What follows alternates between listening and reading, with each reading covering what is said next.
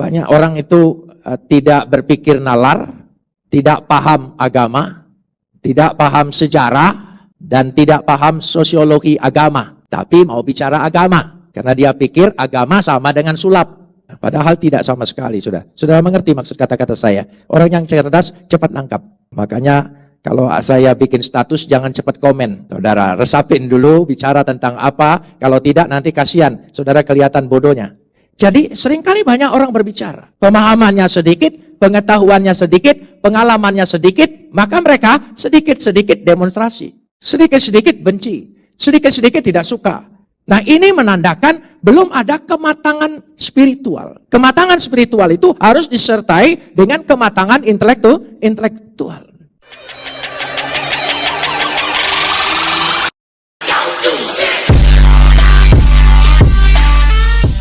Shalom, selamat datang di channel ini.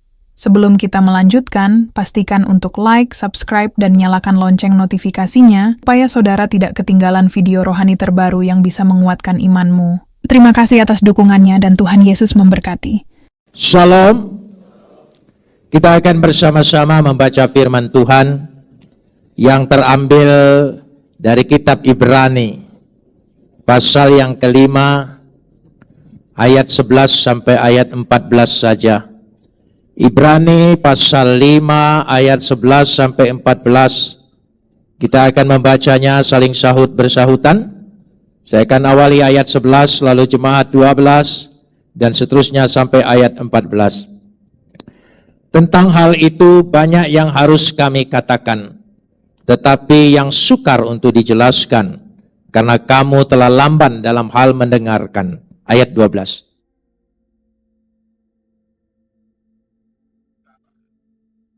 Sebab barang siapa memerlukan susu, ia tidak memahami ajaran tentang kebenaran, sebab ia adalah anak kecil. Kapot leha Adonai Elohenu kapot leha. Segala kemuliaan ya Adonai Tuhanku, kemuliaan bagimu. Tepat tanggal 1 Januari hari ini, kita memulai tahun baru 2020. Sekaligus kita mau mengucap syukur karena GKA sudah berumur 17 tahun.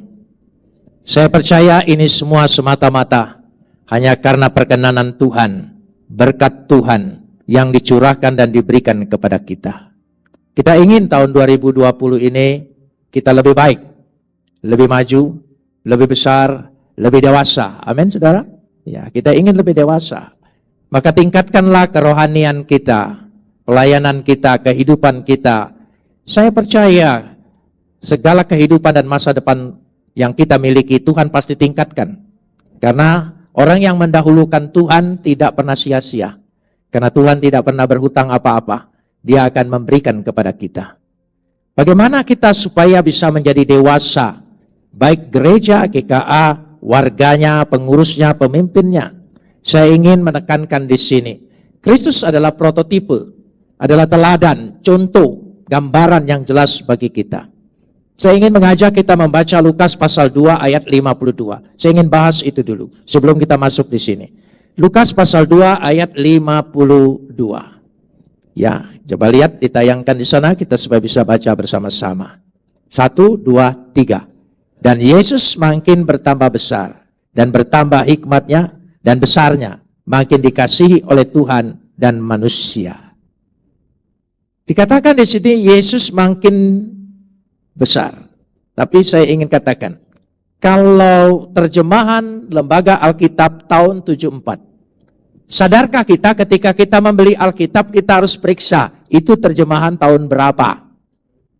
Kita punya Alkitab baru tapi terjemahannya tetap yang lama. Terjemahan Lembaga Alkitab tahun 74, saya ingin jelaskan itu. Dan Yesus makin bertambah besar dan bertambah hikmatnya dan besarnya. Coba sekali lagi ditayangkan. Ini terjemahan tahun 74, saudara.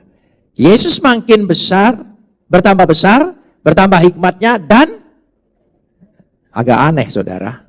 Saudara, agak aneh karena dikatakan ya bertambah besar, memiliki pengertian yang kurang jelas. Dan bertambah besarnya itu apa?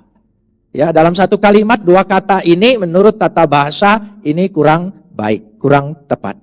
Karena itu bertambah besar itu memiliki ukuran apa? Lembaga Alkitab menerjemahkan ulang tahun 97. Tadi tahun 74, sekarang tahun 97. Saya bacakan terjemahan tahun 97. Yesus makin dewasa. Ya, Yesus makin dewasa bertambah hikmatnya. Ya, makin dewasa bertambah hikmatnya. Namun dikatakan dengan jelas di sini apa yang dimaksudkan bertambah hikmatnya, kedewasaannya. Kedewasaan apa yang dimaksudkan di sini? Kedewasaan berpikir. Kalau nanti kita lihat Paulus menjelaskan, kalau kedewasaan kita berpikir, maka akan meningkat juga kedewasaan spiritual kita. Kalau kedewasaan spiritual tidak dimulai dengan kedewasaan berpikir, engkau akan menjadi orang yang beragama kebatinan. Dan nanti akan banyak macam-macam persoalan-persoalan yang mistik-mistik masuk ke dalam ajaran kita. Tapi kalau kita dikatakan hikmat, hikmat itu Tuhan berikan dalam pikiran. Dalam pikiran. Hikmat itu Tuhan tetapkan di dalam hati. Dan itu betul dikatakan. Kalau saya lihat bersama-sama, dikatakan di situ dengan jelas sekali. Dan makin dikasihi oleh Tuhan. Ya, makin dikasihi. Berkenan di hadapan Tuhan. Itu memakai kata hariti, hariti. Hariti itu seringkali juga diterjemahkan anugerah. Tapi bukan yang dimaksudkan anugerah keselamatan. Tetapi yang dimaksudkan anugerah, hariti, karunia yang berkenaan dengan hikmat. Jadi kalau hikmat Tuhan itu diberikan kepada kita, maka kita akan bertambah karunia kepada kita. Talenta kepada kita. Makin hari makin bertambah. Itu hariti. Itu bedanya dengan kata haris. Kalau haris itu anugerah. Contohnya begini. Kalau kata haris anugerah, seperti seorang anak mendapat hadiah ulang tahun. Ya, memang karena dia ulang tahun. Tetapi kalau hariti, seperti anak mendapat hadiah karena dia lulus atau naik kelas. Ada perbedaannya? Ada perbedaannya. Karena berprestasi. Jadi itu yang dimaksudkan supaya berkenan di hadapan Tuhan, ya, artinya disukai oleh manusia dan oleh Tuhan karena ada sesuatu prestasi. Ada sesuatu pekerjaan, ada sesuatu pelayanan yang dilakukan oleh kita. Tuhan makin berkenan dalam hidup kita. Dia makin suka dengan kita.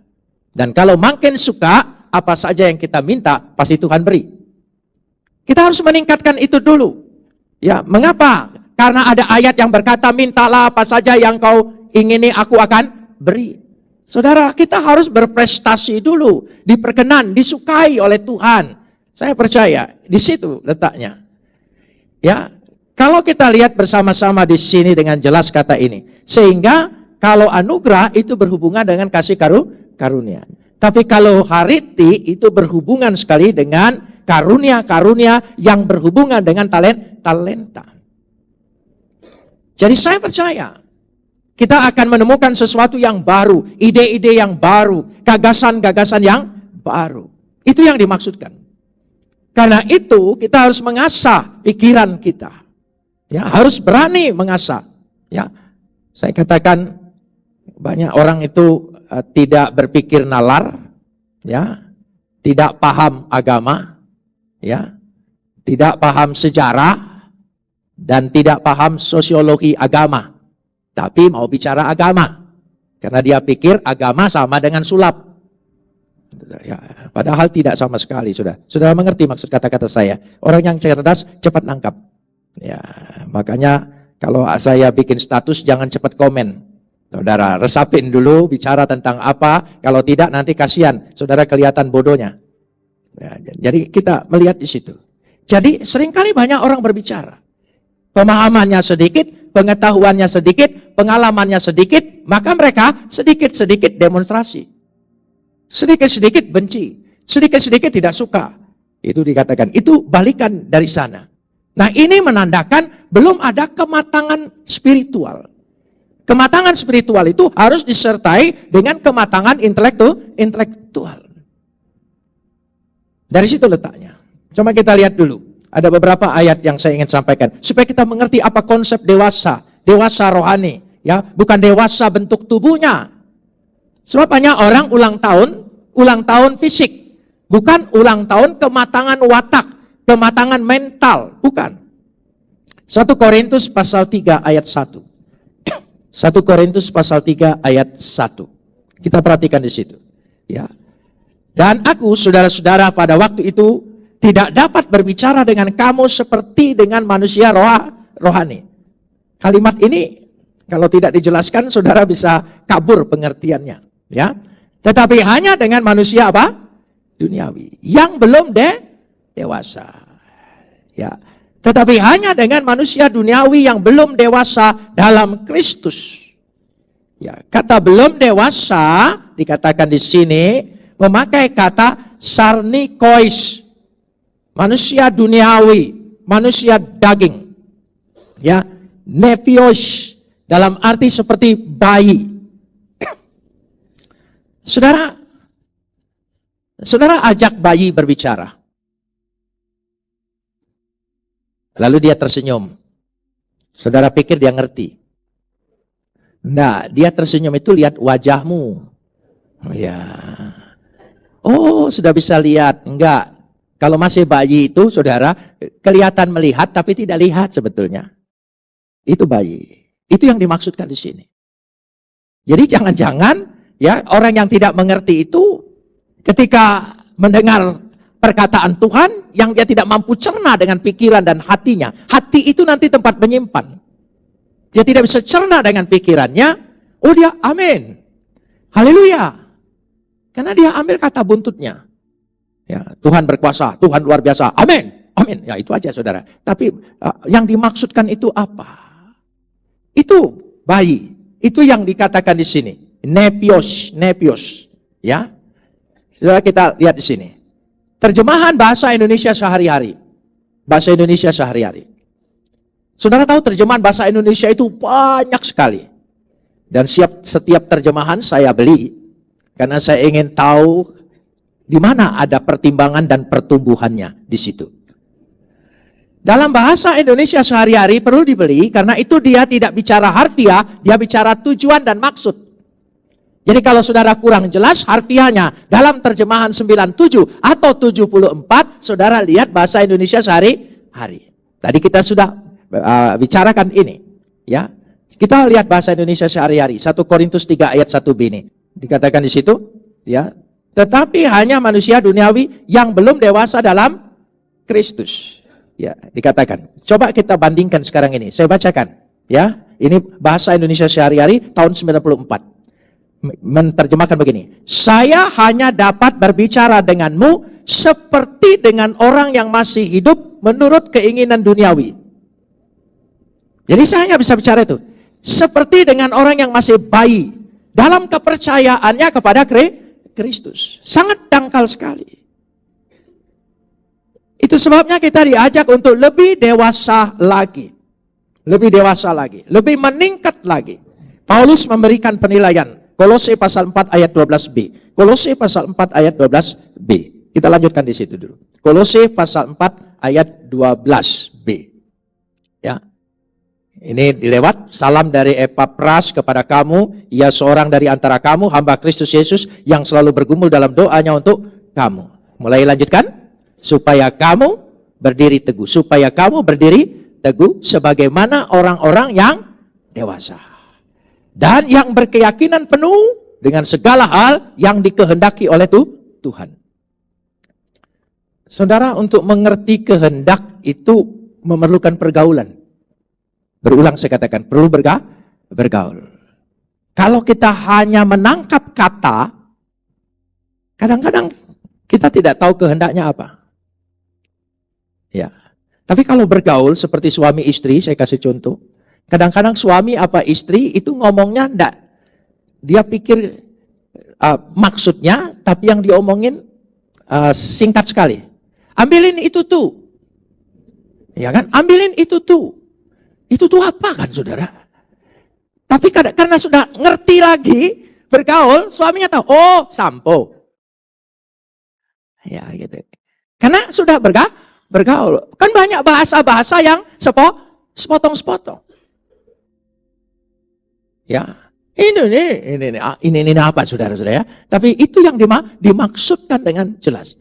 Jadi dengan kata lain, bagaimana kita bisa mengerti kehendak Tuhan? Firman-Nya kita baca, tapi dengan bergaul, berhubungan, berdoa, bersekutu dengan Dia, saya percaya kita mengerti. Kita mengerti. Jadi pengertian di sini adalah setelah kita dewasa pemikiran intelektual kita, maka akan dewasa juga pengertian spiritual kita. Karena itu dikatakan pada ayat yang ke-11, kita lihat di sini. Ayat yang ke-11. Ya, 11 yang baru saja kita baca. Ya, tentang hal itu banyak yang harus kami katakan. Tetapi yang sukar untuk dijelaskan.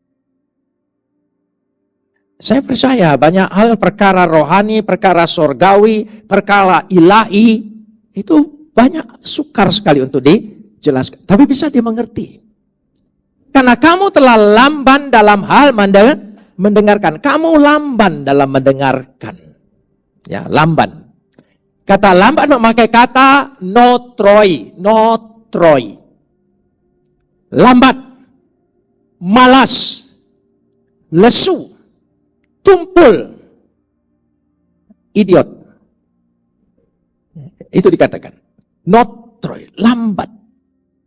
Yang dimaksudkan di sini adalah lambat karena dia tidak terlatih. Berpikirnya tidak terlatih. Karena itu, meskipun dijelaskan banyak hal, tapi karena lamban sekali, dia mengerti berbeda sekali. Ya, dikatakan ayat yang 12. Sebab sekalipun, tolong sambung. Ya, ayat 12. Sebab sekalipun ditinjau dari sudut waktu. Ditinjau dari sudut waktu. Sudah berapa banyak, sudah berapa lama kita jadi Kristen? Sudah berapa lama kita baca Alkitab? Sudah berapa lama? Jadi, kalau dalam agama saya yang dulu, baca kitab suci itu ada bab yang diselesaikan, lalu kita seperti untuk naik kelas itu namanya imtihan. Dan kita mulai di situ secara luar kepala berbicara, mengatakan ayat-ayat yang kita sudah pernah diajarkan. Dari situ. Jadi dari sudut waktu, apakah pengertian iman kita, pengertian kita terhadap Alkitab, pengertian kita terhadap hubungan kita dengan Tuhan, itu seperti biasa saja. Tidak ada peningkatan. Karena itu saya ingin mengajak start tahun 2020 ini, tahun ini aku harus lebih meningkat lagi. Amin. Karena dengan pengetahuan yang meningkat, cinta dengan Tuhan lebih meningkat, tahu betapa Tuhan mengasihi kita, saya percaya pelayananmu akan lebih makin meningkat. Makin meningkat. Kenapa kita yang lain tidak bisa digerakkan? Karena tidak ada meningkatnya. Kita perlu ada peningkatan di situ. Ya, dikatakan dari sudut waktu. Tolong sambung lagi. Ya, kita baca pelan-pelan ayat ini. Tolong ayatnya di situ ya. Dari sudut waktu, apa? Sudah seharusnya oh ya, ada tingkatan. Dari basic training, intermediate training, advanced training, coach instruktur. Sudah ada peningkatan. Hendaknya gereja pun seperti itu. Jadi supaya tidak ulang. Dari katekesasi tidak pernah ada peningkatan. Itu lagi. Kadang-kadang saya suka senyum. Yang tanya pendeta lagi, bukan jemaat. Saya suka senyum dan saya tidak jawab. Pak, baptisan yang benar mana? Diselam atau dipercik? Pertanyaannya menurut saya sangat dasar pengetahuannya. Jadi saya tidak perlu jawab. Supaya saya tidak berdebat dengan anak kecil. Orang dibaptis itu meterainya dalam nama Bapa, Anak, dan Roh Kudus. Meterainya atau caranya yang kau tanya? Saudara tahu gereja Balai Keselamatan? Bagaimana cara dibaptis? Pakai bendera. Tidak ada air, boro-boro tenggelamin. Kita tidak usah berdebat caranya. Yang kita imani adalah meterainya. Mau ortodok, mau katolik, mau protestan, mau pentakosta, kalau meterainya sama, amin. Buat apa kita perdebatkan? Kalau ada yang memperdebatkan itu, berarti orang ini mencari-cari soal seperti anak kecil. Jangan dilayanin. Supaya engkau tidak sama menjadi bodoh. Saya hanya senyum saja. Saya kasih contoh lagi. Bangsa 10 hari untuk mempelajari agama sepupu kita. Karena Bapak datang dari sana, mungkin Bapak bisa mengajar kami. Oh ya, saya bilang. Lalu, secara akademis wajar kalau saya tanya, Anda ini alumni dari mana? Belajar dari mana? Sebab itu untuk menunjukkan kira-kira yang dipahami mereka dari mana. Lalu dia jawab, oh kami belajar langsung dari Tuhan. Apa? Ya kami belajar langsung dari Tuhan. Oh ya, saya pikir saya tidak perlu mengajar. Karena Anda sudah lebih hebat belajar langsung dengan Tuhan. Buat apa belajar lagi dari saya? Saudara. Jadi seringkali kelihatan bahasanya rohani. Ya, tapi pengetahuannya tidak dewasa. Kelihatan rohani. Oh saya berdoa dengan Tuhan. Menyembah dia setiap hari pagi. Begitu bangun jam 2 malam. 2 jam saya berdoa. Ini ketahuan orang bohong. Dalam psikologi. Tidak mungkin orang mampu melebihi dari 1 jam, 45 menit. Jangan pura-pura rohani. Supaya dapat respek dari jemaat. Supaya jemaat kagum. Aduh, hebat orang ini. Hubungannya dengan Tuhan. Jam 2 malam sampai jam 4. Menyembah dan berdoa. Oh.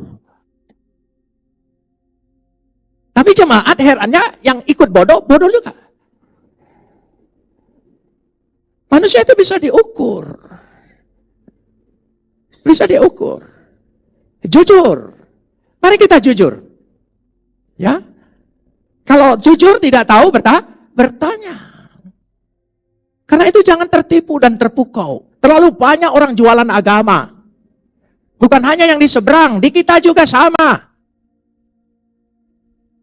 Sama. Dari situ letaknya. Karena itu kita perlu dewasa. Pengetahuan kita tentang Tuhan, siapa Tuhan, apa yang dimauinya, apa kehendaknya, bergaul dengan dia, pribadi dia, kita kenal dia.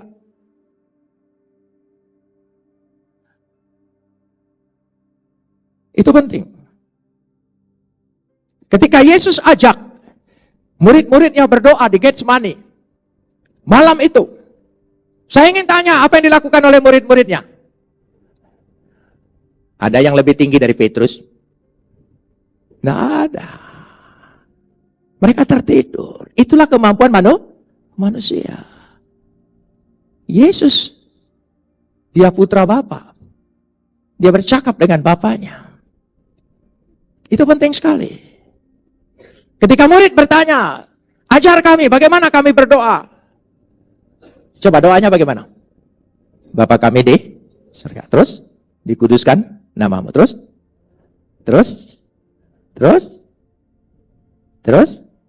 ampunilah akan segala kesalahan kami. Seperti kami juga telah mengampuni orang yang bersalah kepada kami. Terus? Dan? Amin. Berapa detik? 2 jam? Bukan kalimatnya saja. Yang dipahami, yang direnungkan adalah makna setiap kalimat itu. Ketika berkata Bapa kami di surga. Hubungan kita begitu jelas sebagai anak kepada Bapa. Dan Bapaknya berada di mana? Kalau kita kembali ke surga berarti kembali ke rumah Bapa. Pasti tidak? Pasti. Dikasih contoh.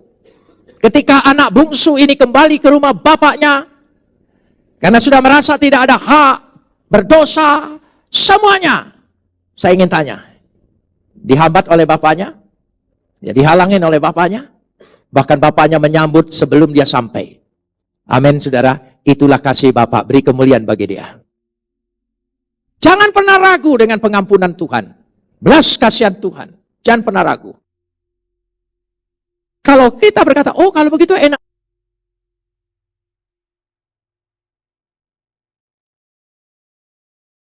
saja, nanti berdosa lagi, datang lagi, berdosa lagi. Orang yang berkali-kali seperti itu, orang itu tidak menyelami sungguh-sungguh kasih Bapa yang sebenarnya.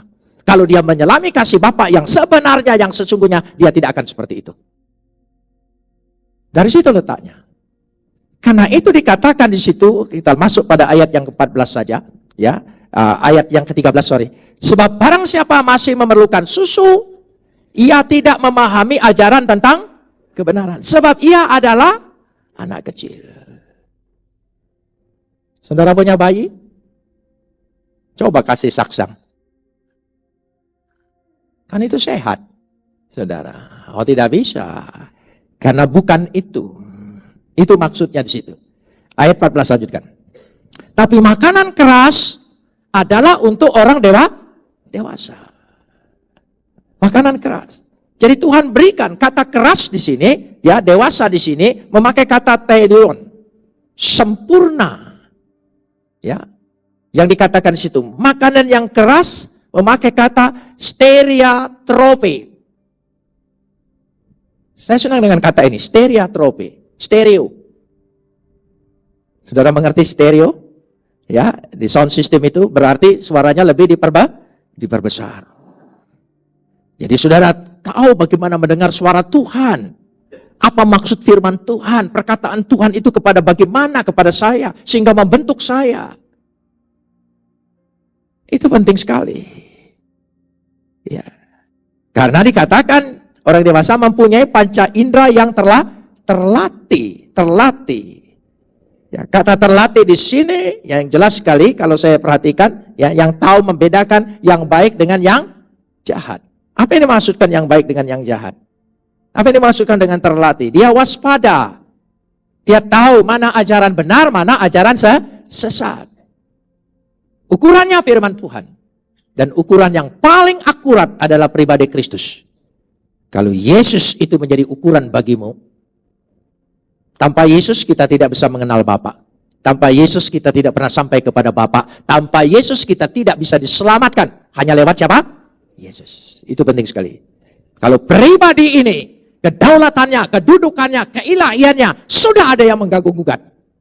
Itu berarti bukan ajaran benar. Ajaran itu sesat. Amin. Ini penting sekali. Jadi pribadi Kristuslah yang kita. Saya berharap umur 17 tahun bagi GKA sudah waktunya, ya, warga GKA, pengurus GKA apalagi, sudah waktunya menjadi apa? Menjadi apa? Pengajar dewasa. Mulai mengajar. Saya senang sekali. Sehingga jemaat kita di sini bisa mengajar, minimal mengajar keluarganya, mengajar anak-anaknya dengan ajaran yang benar supaya bergantung kepada Yesus. Amin. Ya. Bisa mengajar keluarganya, bisa mengajar tetangganya. Jadilah berkat. Amin. Oh iya. Saya percaya. Saya ingin saksikan sedikit. Dan itu penting, dilatih terus.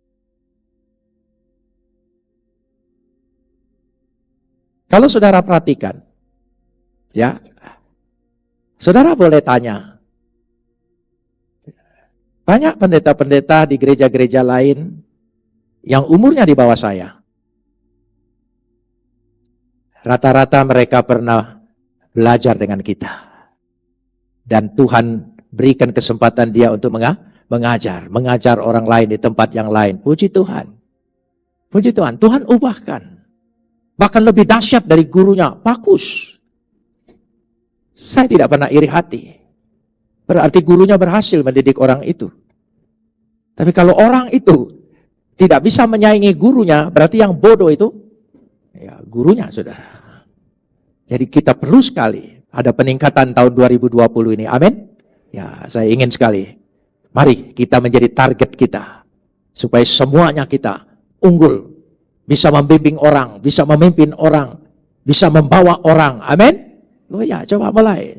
Jangan biasa-biasa saja. Aku tidak ingin biasa-biasa. Aku ingin luar biasa. Amin. Puji nama Tuhan. Terima kasih kepada Bapak Pendeta Yusuf Roni atas pesan yang penuh makna, berkat, dan inspirasi ini. Marilah kita renungkan dan menghidupi firman Tuhan yang kita dengar kali ini. Kiranya Tuhan memberkati kita semua, memberikan damai sejahtera dan hikmat dalam menjalani kehidupan kita sehari-hari. Tetaplah setia dan berpegang pada Tuhan, karena Dialah sumber kekuatan dan pengharapan kita. Amin.